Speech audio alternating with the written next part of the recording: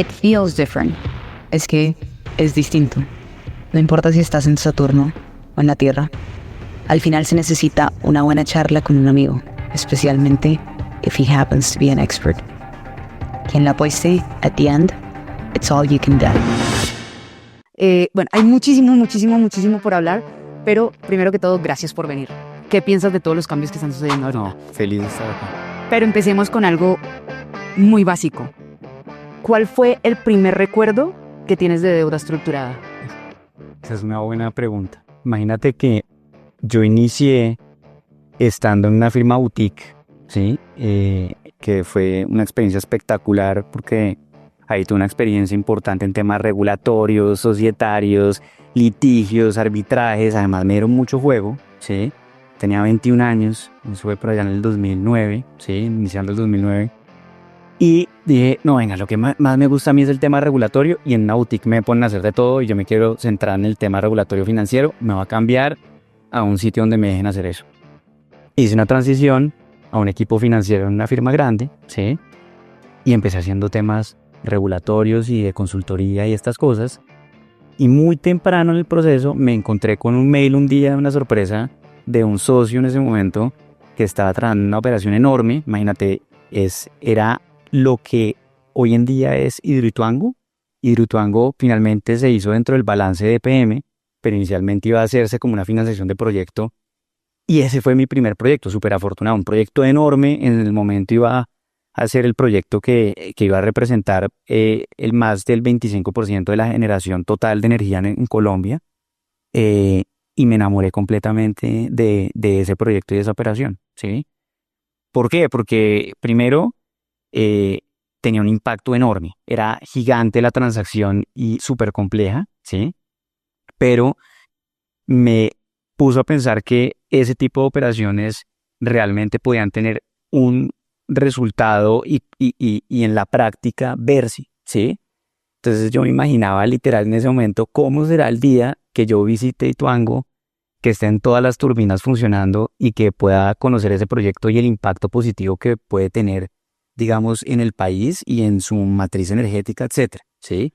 Entonces me encantó, así empecé. Para los que no conocen, incluyéndome, de Project Finance, ¿cabería eso dentro de Project Finance? Totalmente Okay. de proyectos. Nunca se llegó a financiar como un proyecto Hidroituango.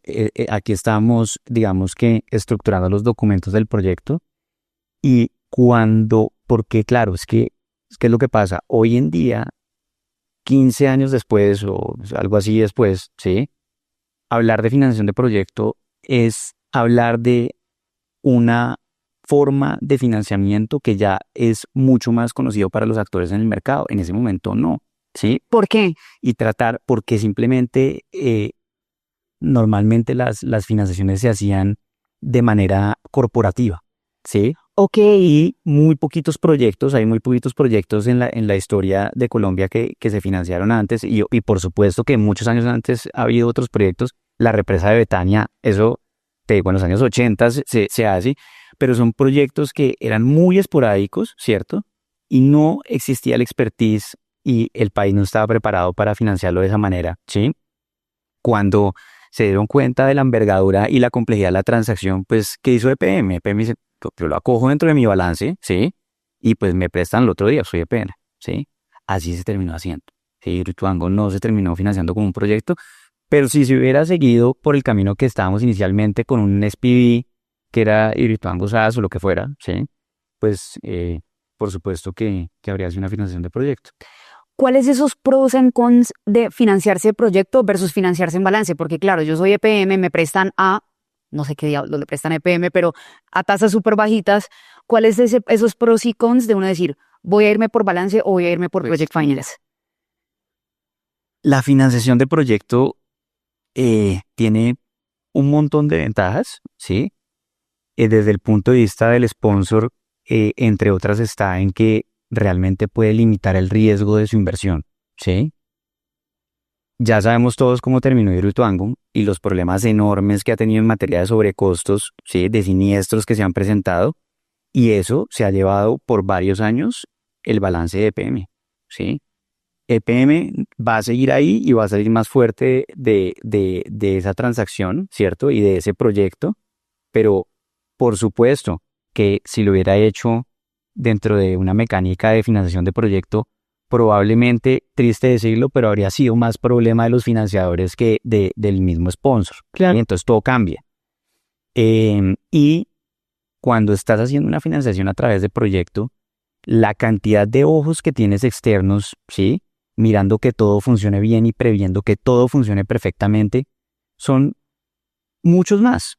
Y eso, en mi opinión, garantiza el éxito muchas veces de los proyectos, porque tienes unos policías que te están diciendo, eso tiene sentido desde el punto de vista técnico, eso tiene sentido desde el punto de vista ambiental, eso tiene sentido desde el punto de vista jurídico, eso tiene sentido desde el punto de vista financiero, ¿sí? Y lógico, no hay nada que garantice 100% de éxito en ningún proyecto y siempre está el riesgo constructivo, pero yo creo que probablemente en el contexto de una financiación de proyecto, la misma auditoría potente de los bancos probablemente hubiera prevenido muchos de los errores que se cometieron en ese proyecto, ¿sí? Dijiste que salió mucho más fuerte. ¿Por qué? No, que EPM, no tengo duda, que saldrá más fuerte. Y esto es un tema que no es ni jurídico, ni económico, ni financiero, sino es un tema absolutamente cultural de la berraquera que ellos Ya. que tienen los países, Ya. ¿sí? Ellos no van a dejar que EPM se quiebre, ¿sí? Ellos no van a dejar que EPM se debilite y por el contrario creo que todos están unidos para que esa empresa salga adelante y van a hacer lo que tengan que hacer y no me queda duda que lo van a lograr. Creo que esa berraquera, como que siento que es hiper mega importante y creo que ahorita los colombianos lo tenemos más que nunca Sí, con todo lo que está pasando. así es. Y hablando de energía, yo me acuerdo que tú fuiste la primera persona que me contó que se había hecho un fondo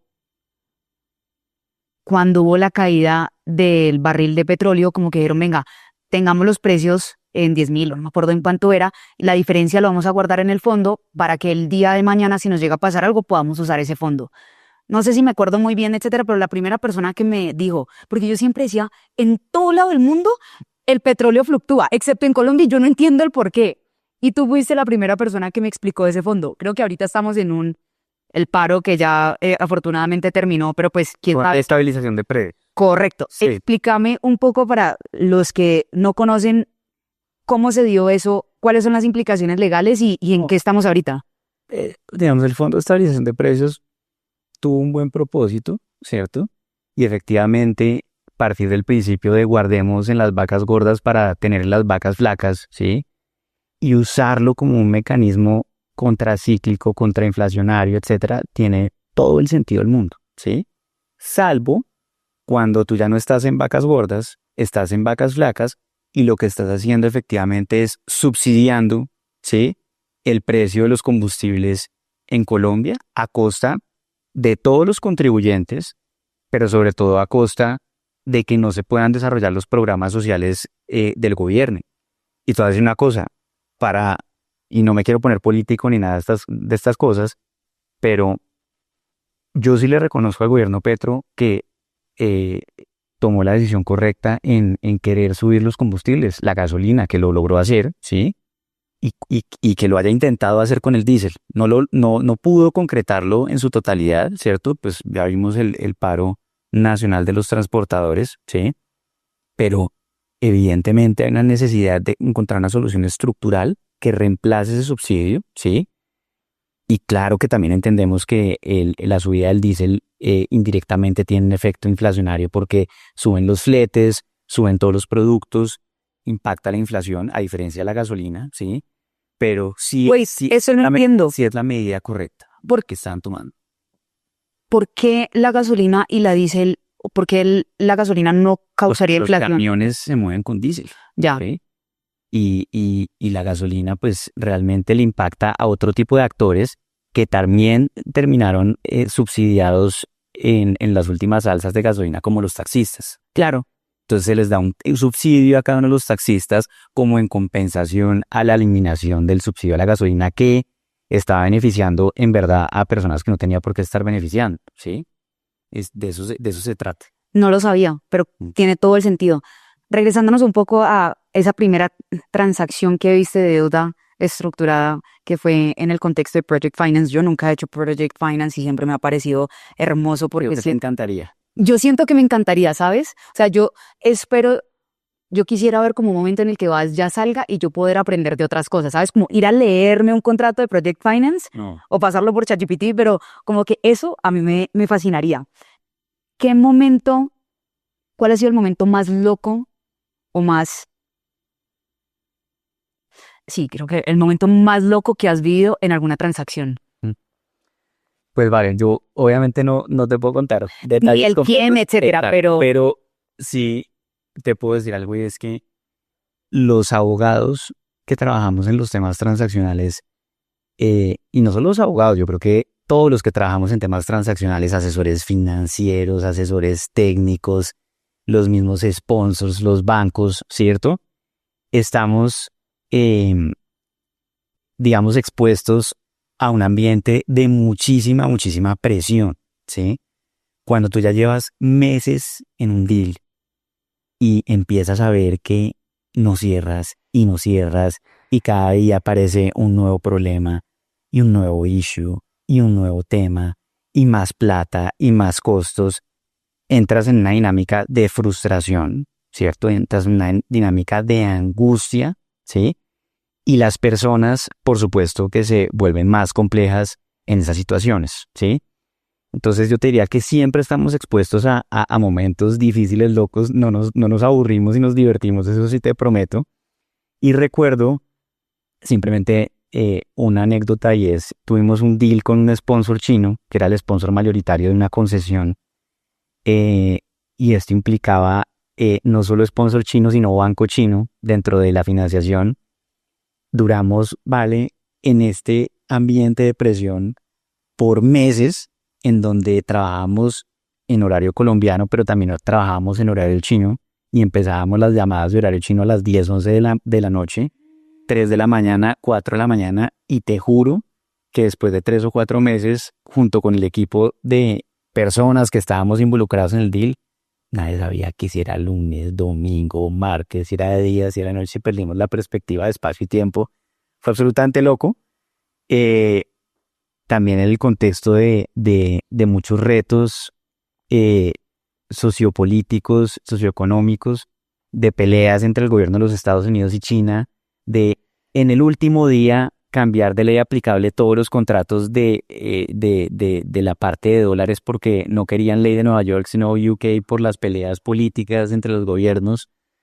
Entonces, mil retos, pero yo creo que en verdad que la profesión que tenemos, ¿sí? Es una profesión que sí te da una cantidad de satisfacción, ¿sí? Enorme en el momento que las logras cerrar y logras, digamos, superar todos los obstáculos, pero sobre todo lo que yo siempre digo y es ver en la práctica el resultado de todo ese esfuerzo en algo tangible que puedes visitar, que puedes ver, que puedes tocar, que puedes ver cuál es el impacto que tiene en la comunidad, en el desarrollo del país, etcétera, pues es espectacular. dijiste algo que creo que posiblemente mucha gente que haya hecho deals o transacciones es que pasan los meses y no cierran y siempre aparece un problema nuevo.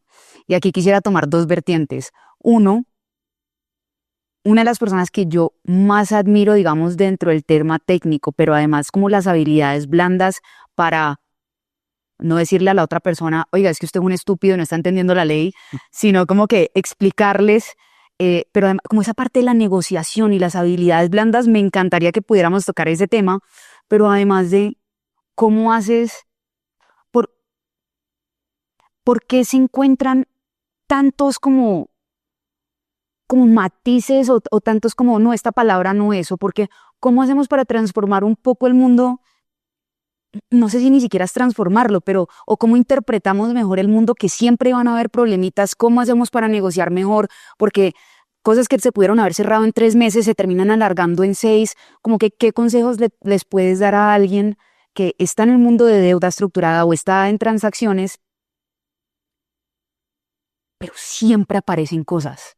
Entonces, no sé, creo que son... Sí, no es, yo te entiendo perfecta la pregunta y de hecho quiero volver a tu introducción porque básicamente entre líneas o tal vez expresamente lo que tú decías en tu introducción es el mundo sería más feliz sin abogados. Y de hecho los Simpsons sabían eso mucho tiempo atrás. Si ustedes buscan en YouTube Simpsons, el mundo feliz sin abogados, aparece justamente cómo sería el mundo sin abogados y de pronto aparece toda la humanidad cogida de las manos, saltando de felicidad y se acabarían todos los problemas. Entonces, esa reputación, sí, yo creo que nos la hemos ganado con justicia. Sí tenemos que haber hecho algo en el gremio de los abogados para tener esa reputación, ¿sí? Y yo no creo que únicamente los culpables o los responsables del éxito de una operación sean los abogados. Estamos lejos de tener ese nivel de poder, ¿sí? Pero sin duda que sí podemos ser actores que contribuyan a que las operaciones cierren exitosamente, ¿sí? Y eso parte de la base de mil cosas, ¿sí? Eso parte de la base de tener experiencia, ¿sí? De saber lo que estamos haciendo, de que los asesores que se involucren en las transacciones sí entiendan lo que están haciendo para que nuevamente no terminemos en el mundo reinventarnos la rueda transacción tras transacción. La buena noticia era lo que yo te decía antes. Hemos evolucionado muchísimo y yo creo, además, lo tengo que decir con todo orgullo, que el mercado legal colombiano ha evolucionado y crecido muchísimo. Tenemos, no solamente por hablar de Cuatro Casas, pero tenemos un montón de colegas muy capaces con los que nos encanta trabajar, ¿sí? Y entonces yo creo que esto tiene que ver con muchas cosas: experiencia, buena estructuración, buena planeación, trabajar con partes y contrapartes que se entiendan y que químicamente funcione. Y eso no es culpa necesariamente de uno solo, sino de armar bien el muñeco y la película completa, ¿sí? Todo eso definitivamente contribuye al éxito de la operación. Y quiero decir una cosa adicional y es, tú decías, en verdad, ¿cómo hace uno para no tener que mandar al carajo a alguien que está terco, que está necio, que está diciendo algo con lo que uno no está de acuerdo, ¿sí? Y eso siempre va a pasar. Y más cuando ya ha transcurrido un tiempo importante de la operación, el nivel de frustración y de paciencia, el nivel de frustración sube, el nivel de paciencia baja, ¿sí?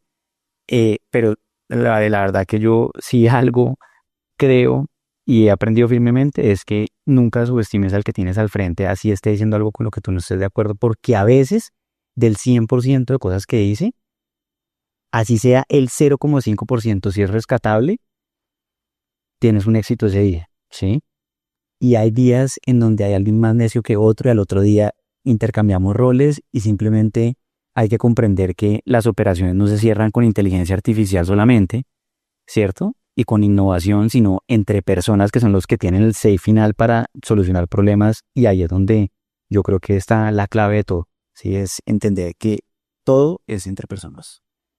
¿Tú crees que los acuerdos legales deberían, digamos, de mantenerse más vivos a través del tiempo? O sea, digamos que todo no se resuelva al inicio de la transacción. ¿O tú crees que va a haber algún cambio, digamos, en cómo, digamos, los acuerdos legales se viven, se sienten, se comprenden, se utilizan? Pues yo no sé si esté respondiendo exactamente a tu pregunta, pero hay un libro muy famoso que se llama The Speed of Trust, ¿cierto? Y literalmente es la velocidad que imprimen las transacciones, la confianza, ¿sí? Si tú y yo vamos a hacer un negocio hoy en el que tú me vendas tu carro, te aseguro que el contrato tiene dos líneas, ¿sí? Valentina le vende el carro a Juan Carlos le paga tanta plata en tal fecha, fin de la historia, nos queremos y nunca nos volvimos a ver, ¿sí? No, o si nos volvimos a ver, es como que hay dos personas que saben, vení, sabes que si tenés y el carro te lo entregué una parte mala, vení, te entrego una plata. No hay problema, por eso, ¿sí? Pero si tú estás haciendo ese mismo negocio con una persona con la que nunca has tenido ningún tipo de interacción, ¿sí? Y en donde no hay ningún nivel de confianza, ahí es donde las partes empiezan a sobreregular todo, ¿sí? Y la tentación de sobreregular en un escenario de poca confianza es, es un escenario muy plausible, ¿sí? Que esté bien, no sé, pero sí creo que las partes, cuando tienen un deal muy complejo, deberían invertir muchísimo tiempo en el acuerdo de negocio, ¿sí? En lo que llamamos la hoja de términos, que sí, claro que tiene un componente principal comercial y de negocio, pero antes de creer que todo está listo para salir a escribir los 200 contratos, hay que involucrar a una serie de personajes importantes en el deal, hay que hacer la debida diligencia completa, ¿no? Y luego las cosas deberían fluir muchísimo más. Eso es como la idea, en un ambiente, ojalá de confianza, que eso sí, siempre ayudan las operaciones. ¿Qué has visto, digamos, que en una hoja de términos, los temas que tienden a ser muy recurrentes, que no se tocan hay veces en la hoja de términos, pero luego terminan en el contrato estructural? Y quizás no es un punto específico, pero como grandes temas. No, pues ahí hay de todo, ¿sí? Ahí hay de todo y te voy a contar una experiencia reciente y es, a veces los clientes y los principals dicen, mire, ya tenemos un negocio, hermano, Solo ciérrelo. ciérrelo y necesitamos desembolsar mañana, ¿sí? Y en verdad que los asesores y no solamente los legales tienen un montón de presión porque también tienen presión comercial, ¿sí? Yo no quiero ser el que ponga trabas, yo no quiero ser el que ponga problemas, yo no quiero ser el que levante puntos, yo solamente quiero ayudarle a estos señores a que hagan billete, a que hagan negocios, ¿sí me entienden? Y quiero pensar que muchos de mis colegas también parten del mismo lugar. Pero a su vez también tenemos una responsabilidad con ellos, ¿cierto? Profesional, ¿sí? Ética, de ayudarlos a entender qué es lo que están haciendo y que todo lo que hagan lo hagan con los ojos abiertos, ¿sí? Entonces, cuando uno va y hace preguntas tan básicas como, ven, pero ¿tú por qué estructuraste este deal no como un contrato de crédito puro y simple, sino como un contrato de compraventa de receivables, ¿sí? Y empiezas a preguntar y empiezas a darte cuenta que el cliente ni la contraparte tienen una respuesta y que pasan la bola internamente. Después de 15 días terminas diciendo que es un tema tributario y descubres que el tema tributario no aplica porque el entendimiento fue incorrecto o porque cambió la regulación. En verdad llegas en un momento en donde eres el mensajero de algo desafortunado y es perdimos tiempo y nos toca empezar de ceros, ¿sí?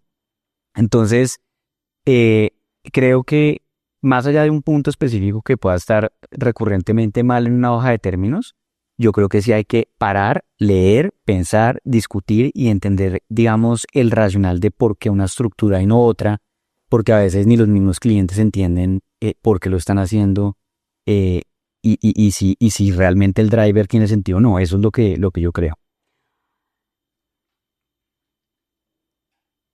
Yo no sé si estamos hablando de la misma transacción, pero hay una transacción que tengo en mente. Pero creo que la parte regulatoria a mí se me hace fascinante. Y sobre todo viendo como Estados Unidos versus México y ahorita, digamos, versus Colombia. ¿Quién es Juan Carlos? Y, digamos, para que quien nos esté escuchando entienda de tu amplitud o, digamos, como la cantidad de conocimiento que tenés de distintas regiones o leyes, contarnos un poco qué ha sido esa experiencia desde, obviamente, todo el conocimiento legal colombiano, pero tenés, además, creo que uno asiático y uno gringo, si no estoy mal. No, o sea, yo fundamentalmente soy abogado colombiano, sí. Es verdad que estoy admitido a la barra de Nueva York, o sea, también soy abogado en Nueva York, sí. Solo ejercí en Nueva York por un año, en una firma, digamos, muy reputada en temas de derecho financiero y de deuda, ¿sí? Y además tuve la oportunidad de trabajar en un equipo eh, enfocado en Latinoamérica, que fue una experiencia espectacular porque, claro, yo toda la vida he hecho Colombia, ¿cierto? Y Colombia me lo conozco perfecto, pero tuve la oportunidad durante ese año de trabajar con México, tuve la oportunidad de trabajar con Perú, con Chile, en fin, con Colombia también, sí, pero desde la perspectiva de Lead Counsel y de abogado de ley de Nueva York, que fue una experiencia increíble. Y lo de Japón fue un tema aparte. Lo de Japón fue un secondment. ¿Qué es un secondment? Pues básicamente, mira, esto fue una cosa de buenas. Yo creo que hay cosas que puede lucharse y otras cosas Que se dan. y eventualmente sí algo tendrá que ver el esfuerzo que uno le ha puesto a las cosas para que uno esté parado en el lugar correcto y en el momento correcto. Pero Ya después de que me devolví a Nueva York, llegué a Colombia, a la firma en la que siempre había estado, ¿sí? Eh, y desde una firma de las 4 grandes en Japón, y hay 4 firmas grandes en Japón, una de estas que se llama Nagashima Ono Tsunematsu, pues invitaron a que Brigar mandara un abogado por 3 meses o 4 meses a un programa de abogado internacional, que era un programa para asesores internacionales e internacionales asiáticos, ¿sí? ¿Esto fue antes o después de Nueva York? Esto fue después de Nueva York, Ok. esto fue en el año 2018, Ok. ¿sí? Que ya pasó un tiempo también, pero fue en el año 2018, y una experiencia increíble. ¿Por qué te enviaron a vos? Bueno, entonces esa historia es buenísima y es, a mí me llamó quien era mi jefe en ese momento y me dijo, oiga, llegó esta invitación a la firma, todo el mundo quiere mandar a su propio candidato, pero yo lo voy a proponer a usted, ¿sí? A ver qué pasa. No se ilusione porque pues la verdad es muy improbable que usted quede porque son muchos y en fin y tal cosa y tal. Yo le dije, perfecto, pues yo estoy firme, ¿sí? Y un tiempo después me llamó y me dijo, pues le cuento que se va para Japón, pero necesito que me diga ya si está firme porque una vez demos su nombre a la firma a los japoneses, imagínate que hable mal a los japoneses. El contexto es que yo vivía en ese momento con mi novia francesa, que se había venido a vivir a Colombia conmigo, ¿sí? Que solo estaba en nuestra querida ciudad de Bogotá por mí, y yo colgué ese teléfono y tuve que ir a decirle a la novia francesa, oiga, ¿se acuerda que usted se vino a Bogotá por mí? Bueno, ¿cómo le parece que usted se queda en Bogotá y yo me voy a vivir a Tokio? Y pues bueno. ¿Terminaron después de eso? Después de eso terminamos por otras razones, pero no me arrepiento nunca porque si no me hubiera perdido una experiencia impresionante que tuve trabajando en esa firma, en donde en verdad conocí a abogados de todo Asia, y Asia es un término muy grande, Asia no solamente China, Corea, Japón, Asia es enorme, ¿sí? Y fue una experiencia increíble, la verdad. Yo quisiera hablar de las leyes, digamos, de cada país, cómo se pueden interpretar, cuáles crees que son innovadoras, cuáles crees que son un poco más arcaicas. Todo eso me encantaría tocarlo, pero primero me encantaría sentarnos un poquito en cómo a mí se me dificulta muchas veces explicar qué es VAS. Cuando vos no tenés hijos todavía, ¿cierto? No. Ok. ¿Querés tener hijos? Sí, Ok. quiero. Ok. Imagínate que tenés tu hijo de 10 años, de entre 5 a 10 años. ¿Cómo le explicarías qué hace papi y dentro del mundo de deuda estructurada? Pues yo creo que es muy sencillo, ¿sí? Yo creo que al final del día, la manera de explicarle esto a cualquier persona, ¿sí? Es decirle, mire, estamos en un mundo donde tenemos un montón de activos que son importantes. Uno de esos es la plata, otro de esos es el tiempo, ¿sí? Y hay una fórmula mágica que te da las dos. Y eso se llama la deuda estructurada. Ok. Entonces, lo que donde no tenías acceso antes y los recursos que ibas a necesitar y que solamente hubieras podido conseguir con tu trabajo en el transcurso de 25 años o de 35 años, te los pongo hoy, ¿sí? Y entonces, imagínate, te adelantaste en tu vida 25 años sin envejecer, ¿sí? Recibiste los recursos para cumplir todos tus sueños y todo esto se enmarca dentro de un contexto, como yo decía, de confianza, y es de confianza en el futuro de quien está recibiendo la plata. Va a poder con esa plata hacer algo que en últimas produzca los flujos suficientes para repagar ese compromiso que se adquirió y esa deuda que se adquirió, ¿sí? Entonces, para mí, la forma fácil de explicar lo que hacemos es magia, es eso. No sé si sea una explicación fácil de entender. Juli, ¿estás escuchando? Creo que nunca lo habían puesto de esa manera, pero ya que estamos en el mundo de la magia, ¿cómo hacemos para regularla? ¿Cuáles han sido esas lecciones, digamos, desde aprender cómo se hace deuda en Estados Unidos cómo se hace deuda en México. O sea, si tuvieras que poner las grandes diferencias de cómo en las regiones Es muy se diferente. desarrolla. Es muy diferente y la verdad que em, yo creo que hay retos diferentes, hay estándares diferentes y hay formas diferentes de hacer las cosas. Vamos para ir por país. Vamos a Estados Unidos. Empecemos con Estados Unidos. Estados Unidos te vas a encontrar con que cada banco tiene su propio estándar de contrato, ¿cierto? Entonces tú no, como prestador de servicios legales típicamente no te apalancas necesariamente en tu experiencia o en tu formato, sino en el formato que le gusta usar el cliente. Claro que si conoces al cliente ya sabes cuáles son los límites de cada cláusula, hasta dónde pueden ir, qué necesitan, etcétera, ¿cierto?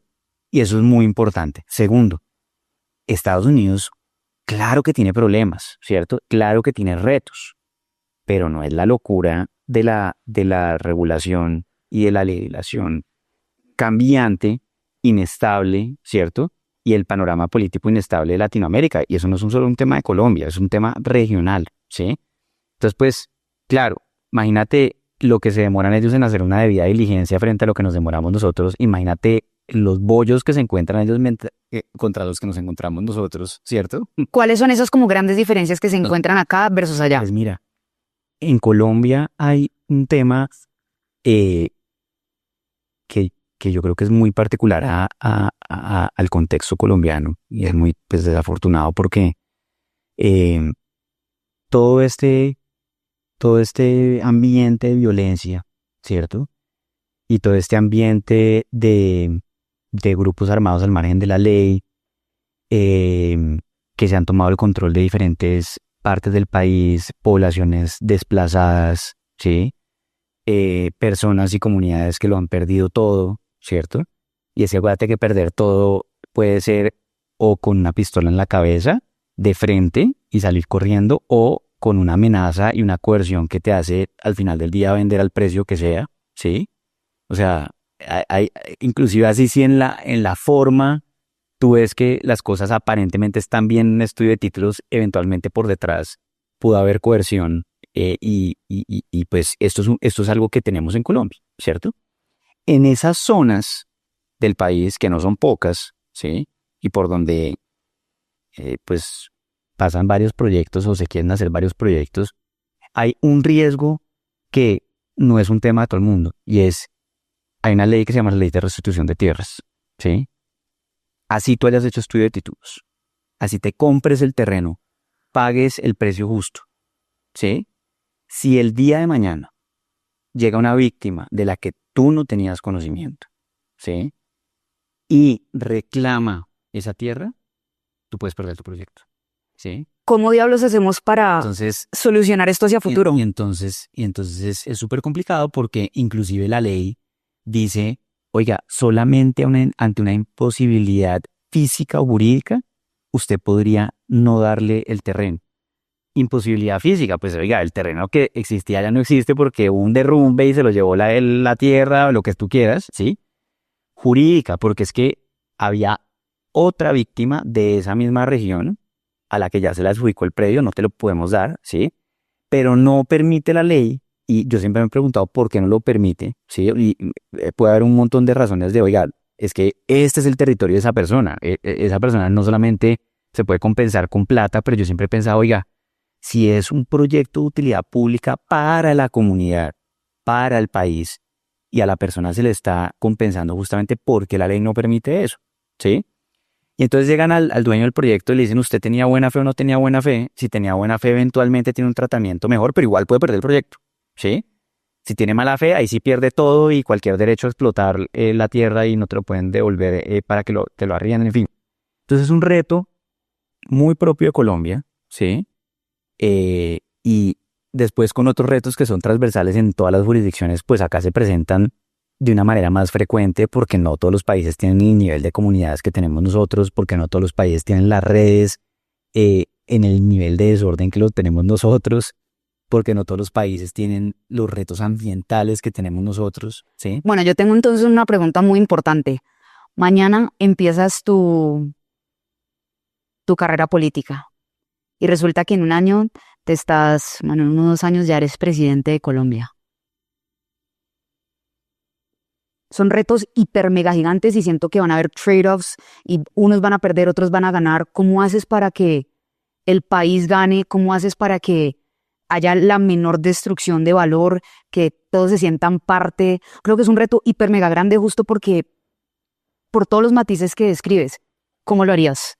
Pues mira, primero, nunca sería político, nunca.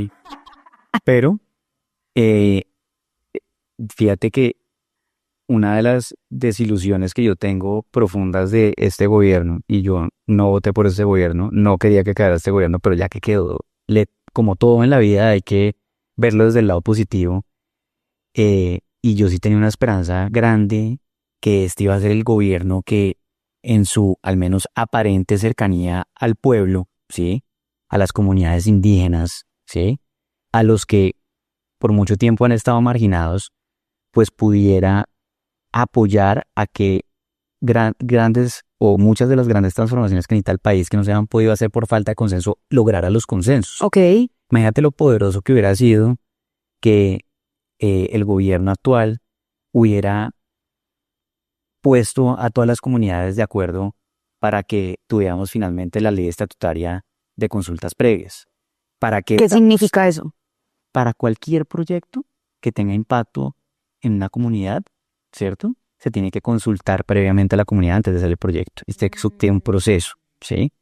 Que además es retador porque las comunidades no es que estén registradas en registro público donde tú sepas cada territorio tiene, sino van apareciendo y además hay comunidades profesionales en aparecer donde no estaban antes, ¿sí? ¿Verdad? Entonces, es súper retador porque la ley que regula este procedimiento tiene que ser una ley estatutaria que a su vez requiere consulta previa y como esa tiene impacto en todas las comunidades del país, tendríamos que consultar a todas las comunidades de Colombia. Entonces, súper retador, pero cosas de esas o el hecho de que pudiéramos ya tener una línea de transmisión potente en La Guajira. Pero espérame, para quedarme en la anterior, para yo poder entender. Entonces, se quiere hacer un proyecto nuevo.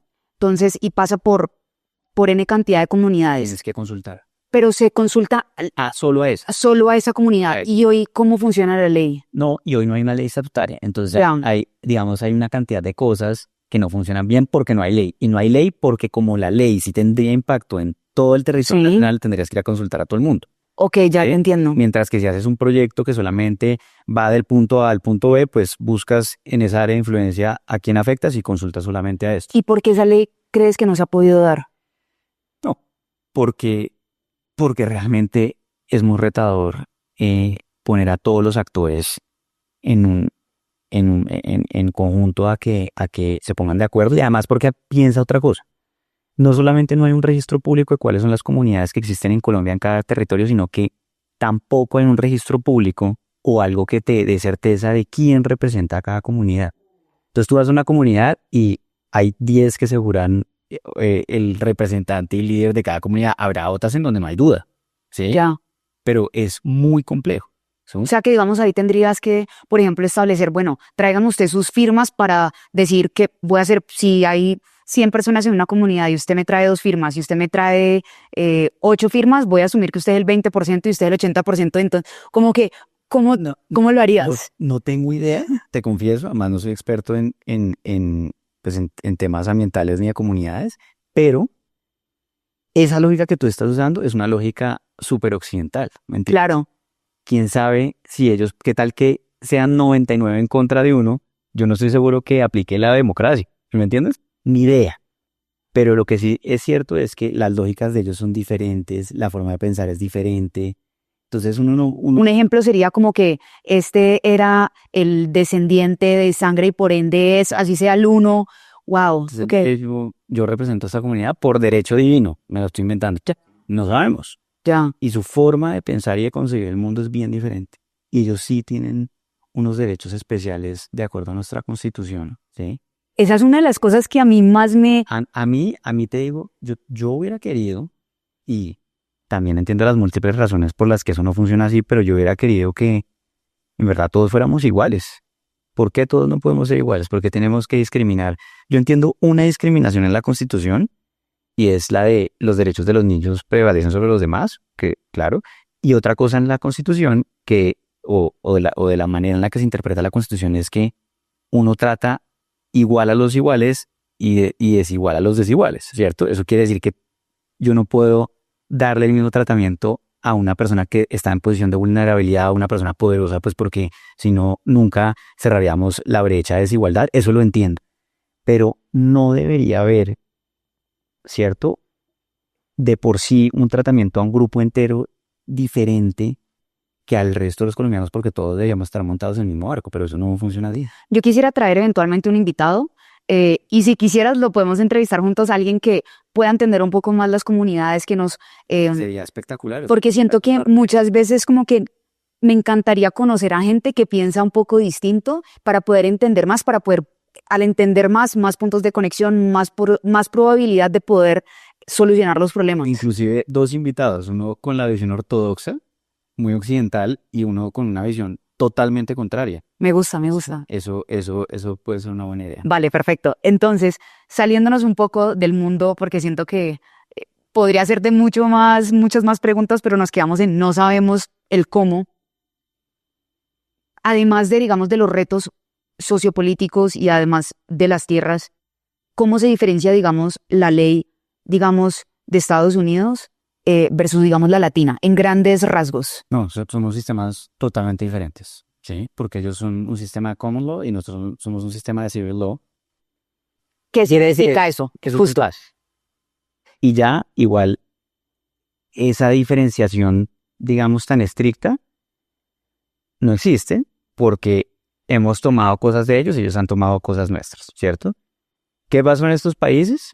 Estos países lo que hicieron en el civil law, lo que pasó fue que codificamos el derecho, ¿sí? Dijimos, bueno, nos vamos a regir por unos códigos.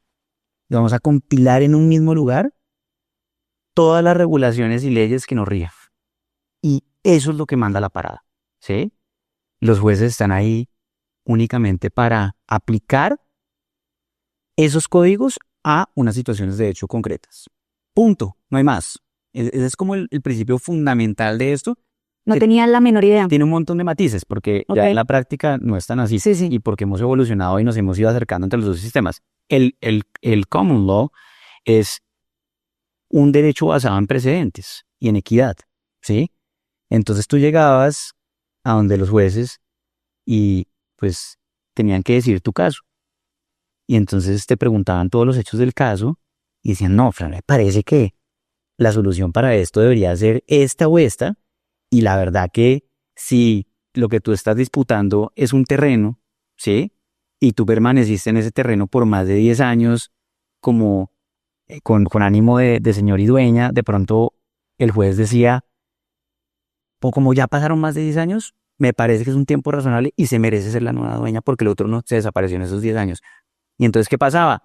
La siguiente persona que llegaba, aunque no había un código con esto, decía, oiga, vengo a disputar porque yo llevo un montón de tiempo en este terreno y yo me creo el dueño y quiero ser el dueño. Igual que se lo dieron a Valentina. ¿Y tú cuántos años llevas? 8. Espérate, miro que hemos decidido en precedentes. No, acá decimos que el tiempo son 10. Y entonces empiezas a construir, ¿cierto?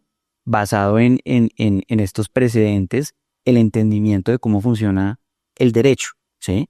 ¿Por qué nos hemos acercado cada vez más? Porque ellos ya tienen estatutos codificados, ¿sí? Y nosotros a su vez le hemos dado alguna relevancia o mucha relevancia a los jueces en diferentes instancias, ¿sí? Para no ir muy lejos, la Corte Constitucional al final del día puede declarar una ley exequible o inexequible y cuando declara la exequibilidad puede decir, sí, pero siempre que entendamos esta otra cosa y pum, legisla. Claro. ¿Sí? Y entonces, ¿dónde quedó el principio de que solamente era lo que dijera el legislador en los códigos? Pues no es cierto, ¿sí? Entonces, esa es la gran diferencia entre los dos sistemas. Y digamos que de manera práctica, hoy en día, ¿cómo le afecta a alguien que esté haciendo deuda estructurada en ambos países? Como que cuáles son las grandes cosas que deberían de entender. Yo te diría que las principales diferencias ni siquiera están dadas en el sistema legal. Ok. Yo te diría que está más bien en la estabilidad de cada sistema legal. Claro. Y no tiene que ver con ser civil law common law. Sí. Tiene que ver con nuestro contexto político, nuestra cultura, ¿cierto? El pensar que solo tiene la razón el gobernante de turno y que tiene que cambiar todo lo que venía de antes y no puede construir sobre la que ya se estaba construyendo, ¿sí? Y eso genera pánico porque los inversionistas, ¿vale? No están acá porque el presidente sea Santos, Uribe o Petro, están acá a largo plazo, le están jugando a largo plazo. Y el largo plazo, ¿cierto? Solamente lo puedes garantizar con estabilidad en el sistema, ¿sí? Imagínate lo lindo que sería que desfilaran todos estos políticos y presidentes de un lado, del otro lado, del centro, y que fundamentalmente las piedras angulares no cambiar, ¿sí? Eso ayudaría un montón porque al final del día tú estás haciendo que a mí no me importa, ¿sí? Porque aquí a largo plazo me respeta. Y no necesariamente eso pasa en nuestros países, en Latinoamérica. Y eso genera, obviamente, pánico en los inversionistas, con todo y que creo que, la verdad, a mí me ha sorprendido para bien la solidez de las instituciones colombianas, ¿sí? Lo bien que han funcionado los sistemas de pesos y contrapesos y la rama judicial en ir, digamos, controlando ciertas medidas que eran abiertamente ilegales por parte del Ejecutivo, ¿sí? Y creo que eso también debería, a su vez, dar confianza en las personas que quieren creer en este país y que se quieren quedar acá en el largo plazo. Tuve 30.000 preguntas y cosas. Tengo muchísimas preguntas, tengo muchísimos comentarios, no sé ni por dónde irme, pero ¿qué crees que, y creo que hoy lo estamos viviendo en todo, o sea, en Estados Unidos con Trump y con Kamala, lo estamos viviendo, lo acabaron de vivir en México, se está viviendo ahorita en Brasil, el freedom of speech justo ahorita siendo baneado, toda la parte, digamos, de tierras acá, o sea, ¿cómo explicas o cuáles van a ser, digamos, como las grandes efectos que vamos a tener dentro del mercado de capitales de todo lo que se está moviendo? Ni siquiera sé si la pregunta tiene tanto sentido como decírtelas, pero ¿cómo ves a los inversionistas frente a todo esto que está sucediendo prácticamente en toda América? Yo creo que México tiene un caso diferente al nuestro, ¿sí? Primero el tamaño, son enormes. Y México y Brasil no tienen punto de comparación. Hace 1000 años Argentina ya no, pero México y Brasil son como cuentos separados. Brasil es como un mundo de ellos. Sí. Sí, ellos viven como en una economía enorme, con un potencial enorme, etcétera, gigante. México también es enorme, pero México tiene una característica física y es que es vecino de los Estados Unidos, ¿sí? Entonces, yo creo que en México, no importa quién esté allá, no puede pasar algo tan malo porque los mismos americanos nunca lo van a permitir, ¿sí? Y fíjate de cosas que se terminan aprovechando, entonces termina habiendo incertidumbre, ¿sí? E inestabilidad con AMLO, ¿sí? Y de la nada existe una controversia y unas discusiones de los americanos con los chinos y los chinos y los americanos deciden que se quieren traer todo otra vez de vuelta a su país. El famoso fenómeno del nearshoring, ¿cierto? Y el nearshoring es o dentro de los Estados Unidos o en México. Y de pronto hay un boom, ¿cierto? Industrial en México, un desarrollo económico enorme y son cosas que les pasan a los mexicanos medio por algo que es externo a ellos y en lo que ellos no tuvieron que esforzarse mucho para que les pasara. Entonces yo creo que México siempre va a estar en una posición privilegiada, muy bien por ellos, ¿cierto? Colombia en verdad que sí necesita por sí mismo ganarse cada pesito con trabajo y dependemos mucho de nosotros mismos. ¿Sí? Hay una parte que estoy de acuerdo y hay otra parte que no. Voy a decirte la parte en la que estoy de acuerdo. Que digamos, el hecho de que geográficamente no estemos, digamos, pegados a Estados Unidos, súper de acuerdo.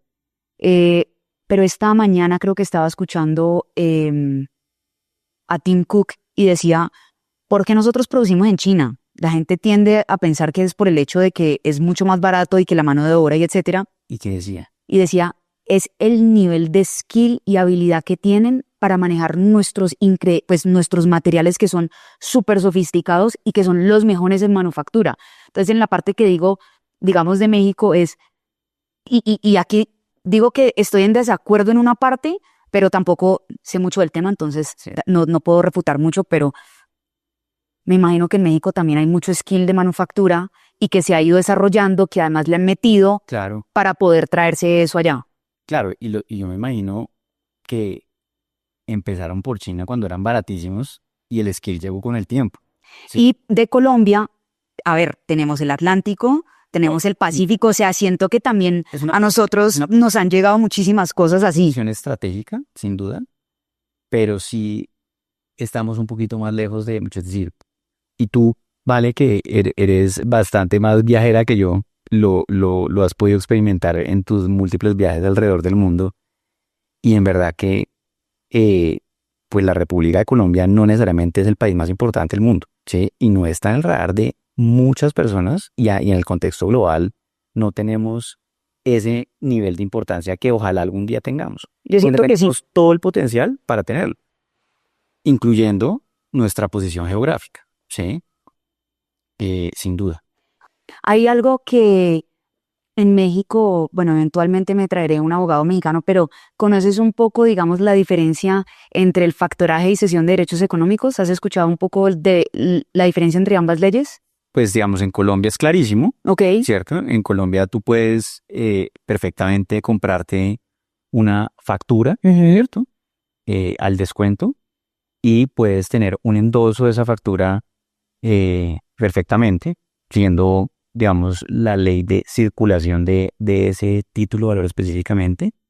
Y hay unas circunstancias en las que lo que tienes sencillamente es una cesión de derechos económicos que se rige por normas diferentes, en donde, digamos, tienes que hacer otro tipo de trámites para lograr pasar la posición de una persona a otra, ¿bien?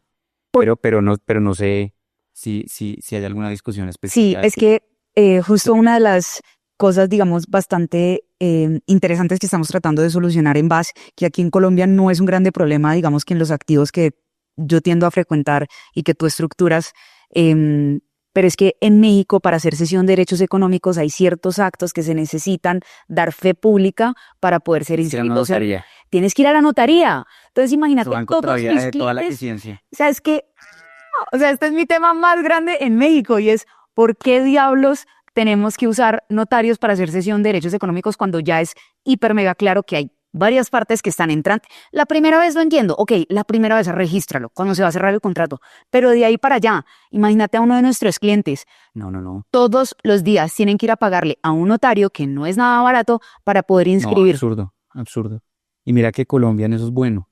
Yo siento que Colombia cada vez está como, quien dice, menos acartonado en estos temas. Y si tú te pones a pensar en una estructura de deuda estructurada, típicamente el único documento que termina a parar en una notaría es el pagaré, ¿sí? De resto, en los contratos de crédito, el paquete de garantías, las fiducias, en fin, todo se hace por documento privado. Y es muy sencillo. Hoy, digamos que yo firmo. Y el mercado, mira, vale, que está evolucionando muchísimo a que se pueda firmar por DocuSign y por otras plataformas, lo cual ahorra tiempos, ¿sí? Además, me parece que la trazabilidad de que quien lo firmó, si es quien lo firmó y que no haya habido alteración en el tiempo, pues lo da perfectamente. Y fuera de eso, elimina una cantidad de costos transaccionales asociados a los closing binders, a recoger las páginas de firma físicas de todo el mundo. O sea, es como que es algo que tiene que cambiar. Esa es la gran diferencia. Por ejemplo, yo aquí voy a firmar una fiducia con Bancolombia y ellos me envían por su propia firma electrónica, me envían los contratos, Ya. Yo firmo y ya. En México, no, tengo que mostrarte una foto. O sea, es una mesa así grande, así tipo de que estás firmando y Ritango, y entonces así todo el mundo, con los paquetes, así todo el mundo vaya y firme. O sea, todo es papeleo. Mira, así se hacían antes las garantías en Colombia, no sé si sepas, pero cuando no existía Confecámaras, ¿sí? Explícale a los viewers qué es Confecámaras. Pues básicamente, en Colombia tenemos una ventaja desde el año 2014 que tiene que ver con que se promulgó la ley de garantías mobiliarias, ¿sí? Y dentro de las cosas que pasaron es que se hizo un registro nacional público para el registro de las garantías mobiliarias, ¿sí? De bienes muebles, presentes, futuros, etcétera, con unas excepciones muy específicas. Mobiliarias, para los que no entienden, porque yo ni siquiera lo había entendido, mobiliarias puede ser un iPad. Exacto. Inmobiliarios, nada, casas, terrenos. O sea, todo lo que no sea finca raíz, con algunas excepciones. Por ejemplo, los títulos valores no hacen parte de la ley de garantías mobiliarias, ¿sí? ¿Qué son valores versus títulos valores? ¿Y por qué no lo rige las garantías nobiliarias. Sencillamente le dejaron su régimen propio a este tipo de instrumentos, ¿cierto? En el mundo de no afectar su circulación. Sí, los títulos valores al final del día son los pagarés, el cheque, la letra, etcétera, etcétera, ¿cierto? Y estos tienen que fluir muy rápidamente. Imagínate donde cada vez que tú quisieras endosar un título, tuvieras que ir a un registro, así fuera nacional, así fuera online. ¿Cómo funciona? ¿Te digo un secreto? Endoso, entrego, fin de la historia. ¿Sí? En México es así. No, eso es absurdo. Y aparte que se llama RUG en vez de RGM, pero siento que es como, creo que uno de los sistemas que más necesita en este momento innovación en México. Aparte, voy a contarte una historia. Antes aquí, ¿qué se haría? Imagínate que pues allá no existe Radian. Entonces, como hay, digamos, los dos tipos de leyes, lo puedes hacer por factoraje o lo puedes hacer por cesión de derechos. Entonces, vos allá puedes hacer el contrato marco. Entonces, aquí hay una empresa que se llama Factoraje ABC. Factoraje ABC hace un contrato marco con Puentes S.A. y van a hacer operaciones de factoring bajo ese contrato, ¿cierto? En México vos poder ceder esos derechos económicos bajo el contrato. Entonces, cuando vos inscribís, digamos que en RUG vos decís específicamente el número del contrato y lo registras. Puede que haya esa misma compañía u otra compañía haciendo factoraje y diga el folio, que es como el número de la factura que está timbrada por el SAT. Si vos vas y registras folio versus si vos vas a registrar cesión de derechos del contrato, nunca vas a saber si esa factura está endosada o registrada dos veces, porque puede que sí la registre como folio y no. Picheo a los VCs. Yo digo que hay dos problemas fundamentales que siento que estamos tratando de, no sé si full solucionar, pero definitivamente como que hay dos problemas grandes que estoy viendo. Uno que es la infraestructura tecnológica, que creo que podemos agree que hay falta, pero otra que es la infraestructura legal. Quizás Colombia ha estado más avanzado en ciertas cosas, pero yo siento que, incluso digamos en Estados Unidos, o sea, yo siento que allá, yo creo que no hay tanto fraude porque siento que es como que un país de tanta confianza, pero allá tampoco hay un Radian. Sí, pero por eso es un tema también cultural, que era lo otro a lo que íbamos, ¿no? O sea, para evitar el fraude, nos podemos inventar las leyes que tú quieras, que con eso nos lo acabamos, ¿sí? Eso viene de un tema mucho más estructural y de unas bases de cómo cambiar fundamentalmente la manera en la que las personas piensan y piensan desde pequeñas, ¿sí? Eso es clave. Te tengo una pregunta, a ver si logras respondérmela. ¿Conoces del caso de Destraval? Sí, claro. Ok. Claro, o sea, ese caso, mejor dicho, nos hizo mucho daño en la industria. De acuerdo. Siento que como todo, el tiempo lo va curando y que los equipos van cambiando al interior de los financiadores y que va quedando en el olvido, ¿cierto? Pero, por supuesto, al final del día, de ahí surgió la necesidad de, a nivel de las debidas diligencias, entender cómo no te están duplicando los pagarés y los contratos de crédito con una misma deuda que está siendo vendida a 7 financiadores. Pues eso sin duda es un caso emblemático, desafortunado, pero que yo creo que también le enseñó muchísimo al mercado. Y yo creo que hoy en día un sector como el de libranzas, que es tan importante, y tan importante no solamente para los bancos y los financiadores, sino particularmente para el público, ¿sí? Pues yo creo que otra vez está cogiendo tracción y dejó de estar tan estigmatizado como antes. Si tuvieras que cambiar, si pudieras cambiar, si pudieras innovar dentro del marco regulatorio, digamos, colombiano, ¿qué cambiarías? Específicamente en temas de cartera, ¿o en qué? Si quieres, hablemos lo primero en temas de cartera y luego lo expandimos un poco más a deuda. Pues mira, ya que hablábamos de libranzas, ¿te acuerdas lo de los famosos códigos de libranzas? Sí. Esa vaina es lo que sea que la gente quiera que eso sea. Eso a veces es un Excel, eso a veces es un correo, eso a veces es un contrato, eso es nada. Y yo siento que realmente eso se tiene que poder simplificar para que el cambio de código, ¿no?, de un título a otro no sea tan traumática. Dale muchísimo más bajito una explicación. O sea, yo trabajo para VAS, yo saco una libranza, me presta X compañía. ¿Qué sucede con esa compañía y los códigos? Sí, pues básicamente la única manera en la que tú puedes ser una compañía que haga los descuentos, ¿sí? Pues implica que en últimas tienes que tener, y ni siquiera, hay dos partes. Una parte es quien hace el descuento, ¿sí? Que en un caso puede ser el empleador o puede ser un fondo de pensiones, en fin, ¿sí? Pero luego hay que hacerle ese pago a alguien, ¿no? ¿Quién recauda eso? Es una persona que a su vez tiene un código de libranza, ¿sí? Si tú quieres cambiar de vehículo recaudador de un lado al otro, así seas el mismo beneficiario final, tienes que ir a las entidades pagadoras, que pueden ser estos empleadores o fondos de pensiones o lo que sea, y tienes que hacer un cambio en su sistema, como sea que ellos lo lleven, ¿sí? Para que efectivamente reconozcan lo que dice la ley de libranza, si es que quien tiene el título es el quien tiene el derecho a que le pague, ¿sí?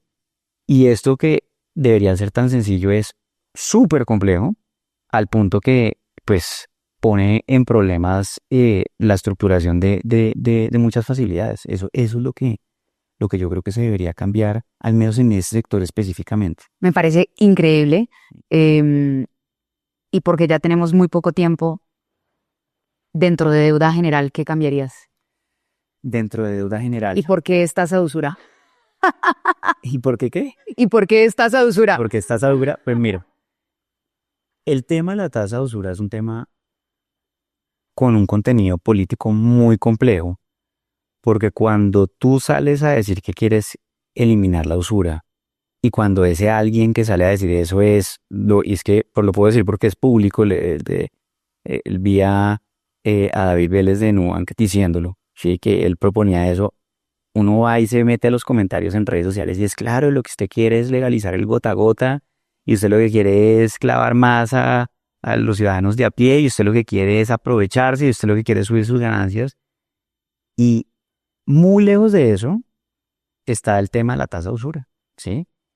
Cuando tú tienes una tasa de usura, tú tienes una población muy limitada a la que le puedes prestar. Y típicamente termina siendo la población que casi que en un 100% de los casos te va a repagar, ¿sí? Y dejas por fuera una cantidad de gente que no tiene el score crediticio para que le presten con esa tasa de interés, porque el interés al final del día es el rédito al riesgo que está tomando el financiador, porque ni más faltaba el que está prestando la plata, pues espera que le devuelvan la plata con una ganancia. Y esa ganancia debería ser mayor a mayor riesgo. Cuando el nivel de riesgo se sube a un punto tal, ¿sí? Que la tasa que se tendría que cobrar supera la usura, pues simplemente no le prestan a ese personaje. ¿Y quién sí le presta? Pues ahí sí le prestan los gota a gota, ¿sí? Y el problema es que esa gente queda absolutamente desprotegida con tasas que, más allá de ser un poquito usureras, son ultra usureras porque no se pasan en 2%, sino se pasan en 100%, en 300%, en 1000%, ¿sí? Y que no se nos olvide que a esas pobres personas les cobran sin consultar el manual de cobro del consumidor, ¿no? De protección al consumidor, con vías de hecho y con todo lo que tú quieras. Entonces, eso es lo que busca una iniciativa de eliminar la tasa de usura, que creo que difícilmente va a pasar en el Congreso. Juanca, me encanta tenerte. Creo que puedo hacerte, honestamente podría hasta sacar un libro, leer el libro, preguntarte, hacer muchísimas, muchísimas cosas, pero desafortunadamente tenemos el tiempo súper limitado. Me encantaría que volvieras acá y aunque no pudimos trabajar juntos directamente bajo el mismo paraguas, Varios días. Pero sí en varios deals. Gracias por, además de seguirle enseñando, creo que al sistema en general, creo que también a nosotros dentro de EVAS también nos hace cuatre y creo que obviamente también las otras firmas siempre nos hacen mejores porque es como, bueno, ¿cómo hacemos para evolucionar dentro de todo y seguir evolucionando? Entonces ojalá podamos seguir pautando la innovación, el futuro y crear estas mesas y si la próxima vez nos podemos traer a alguien aquí para tener conversaciones interesantes. No, espectacular, vale. La verdad, mil gracias por la invitación. disfruté mucho este espacio. Como siempre, hablar contigo es muy interesante y como que en verdad lo pone a uno a pensar en una cantidad de cosas en las que uno a veces no para por el mismo afán del día a día. Mil gracias, feliz de estar acá y vendría acá todas las veces que me invites.